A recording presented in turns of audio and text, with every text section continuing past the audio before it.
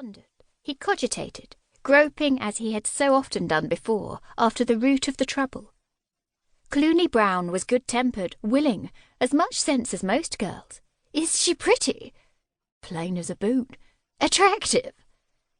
Mr. Porritt, who thought he had answered this question already, merely shook his head, and the lady smiled. She was plain herself, but no one could call her unattractive. Mr. Porritt could have, of course, but the question was not likely to arise. Then perhaps she has an inferiority complex. Not her, said Mr. Porritt. He knew nothing about complexes, but any idea of inferiority was so wide of the mark that it suddenly showed up, by contrast, the very thing he had been after. The trouble with young Cluny, said Mr. Porritt, is she don't seem to know her place. At last it was out, Cluny Brown's crime, and her uncle could never have put into words, not even to a stranger, not even in a park, the uneasiness it caused him. To know one's place was to Arnold Porritt the basis of all civilized, all rational life. Keep to your class and you couldn't go wrong. A good plumber backed by his union could look a duke in the eye, and a good dustman backed by his union could look Mr. Porritt in the eye. Dukes, of course, had no union, and it was Mr. Porritt's impression that they were lying pretty low. But what is her place? Asked the lady, looking amused. Mr. Porritt thought this a remarkably foolish question. Anyone looking at him, he considered, should at once recognise his niece's place. But he had a fine answer ready, a proper bombshell, which he was by no means unwilling to explode. I'll tell you where it ain't. It ain't the Ritz, said Mr. Porritt, and astonished himself all over again.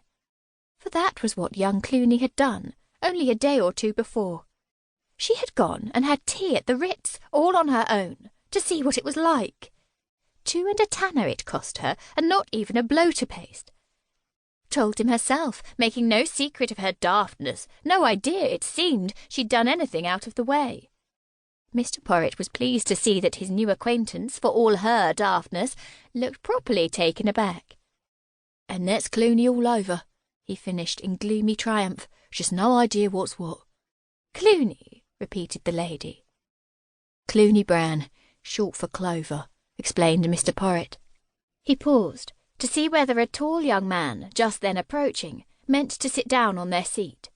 But the lady, who had observed the newcomer a moment in advance, leaned forward with increasing animation. Do you know, she said rapidly, I think your niece sounds exceptionally charming. You mustn't suppress her. You must help her to develop. She may be a really special personality. Then she turned with a start, and saw the young man smiling down on them, and Mr. Porritt at once realized it was time to take himself off. 2. Who the hell was that? Asked the young man, sitting down. The lady made a comical face. I haven't the faintest idea. People always talk to me in parks. I feel like that man in the jungle who sat still and let the animals run over him. One of these days you'll find yourself assaulted. My dear, you know I only attract the respectable. They both laughed. The young man looked after the diminishing figure of Mr. Porritt and shook his head.